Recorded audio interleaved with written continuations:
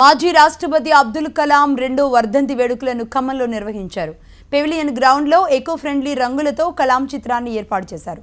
మహావృక్షం నుంచి ఉద్భవిస్తున్నట్లుగా కలాం చిత్రం ఎంతగానో ఆకట్టుకుంటుంది. దీనికి సంబంధించి మరింత సమాచారాన్ని మా ప్రతినిధి నాగేంద్ర అందిస్తారు.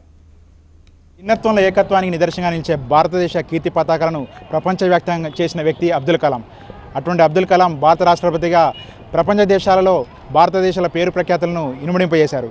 ఆయన రెండవ వర్ధంతి దేశవ్యాప్తంగా ఘనంగా చేస్తున్నారు.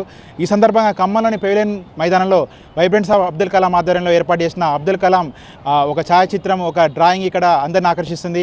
ఈ డ్రాయింగ్ వేయడానికి కారణం ఏంటి, విద్యార్థులందరినీ తీసుకొచ్చి ఇక్కడ అబ్దుల్ కలాం శిష్యులు ఏం చేస్తున్నారో వారిని అడిగి తెలుసుకుందాం. మనతో వైబ్రెంట్ ఆఫ్ అబ్దుల్ కలాం సంబంధించిన విజయ్ కలాం ఉన్నారు. చెప్పండి, ఈరోజు మీరు పెవిలియన్ మైదానంలో ఇంత పెద్ద అబ్దుల్ కలాం చిత్రాన్ని రూపొందించారు. దీనికి ప్రధాన కారణం ఏంటి?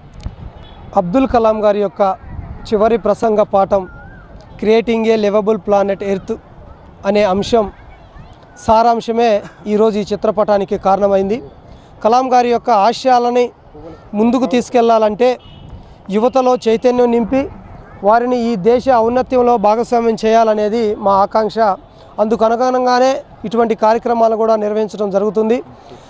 ఈరోజు 100 మీటర్ల విస్తీర్ణంలో అబ్దుల్ కలాం గారి చిత్రపటాన్ని ఒక మొక్కల నుంచి కలాం గారు ఆవిర్భవిస్తున్నట్లుగా వేయటం జరిగింది. ఇది తెలంగాణ రాష్ట్ర ప్రభుత్వం ప్రతిష్టాత్మకంగా చేపడుతున్న హరితహారం కార్యక్రమానికి ఇంకొంత స్ఫూర్తినిచ్చాలని, కలాం గారి ఆలోచన విధానానికి అనుగుణంగా ఈ హరితహారం కార్యక్రమం నిలుస్తూ విద్యార్థుల్లో మరి ముఖ్యంగా యువతలో మరి ముఖ్యంగా పర్యావరణ పరిరక్షణకి ఈ హరితహారం కార్యక్రమం తోడ్పాటునిస్తుంది. కాబట్టి ఈ కార్యక్రమాన్ని ఈరోజు ఇక్కడ నిర్వహించడం జరిగింది. మీరు ఈ ఛాయాచిత్రం రూపొందించడానికి ఎంత కలర్స్ వాడారు, ఎంత టైం పట్టింది, దీని స్పేస్ ఎంత? ఇది మొత్తం 100 మీటర్ల విస్తీర్ణంలో ఛాయాచిత్రాన్ని గీయటం జరిగింది. ఇది ఎకో ఫ్రెండ్లీ, పర్యావరణానికి ఎటువంటి కాలుష్యానికి కారణం కాకుండా పర్యావరణానికి ఎటువంటి నష్టం కలిగించని పెయింట్స్నే వాడుతూ కలాం గారి యొక్క విజన్ ముందు తీసుకుపోయే విధంగానే ఈ పెయింటింగ్ వేయడం జరిగింది. అంటే ఈ ఛాయాచిత్రం ద్వారా మీరు యువతకి ఎటువంటి సందేశాన్ని ఇవ్వదలుచుకున్నారు? అబ్దుల్ కలాం వర్ధంతి సందర్భంగానే ఈ ఛాయాచిత్రం వేయడానికి గల ప్రధాన కారణం ఏంటి? కలాం గారి యొక్క చివరి ప్రసంగ పాఠంలో 4 ముఖ్యమైన అంశాలు ఉన్నాయి. అందులో మొట్టమొదటిది విద్యార్థుల్లో దేశ అభివృద్ధికి దోహదపడే విధంగా ఉండాలనేది ఒకటి. రెండోది ఈ పర్యావరణాన్ని పరిరక్షించుకుంటూ భవిష్యత్తులో మనం పర్యావరణ సహితమైన లేకపోతే కాలుష్య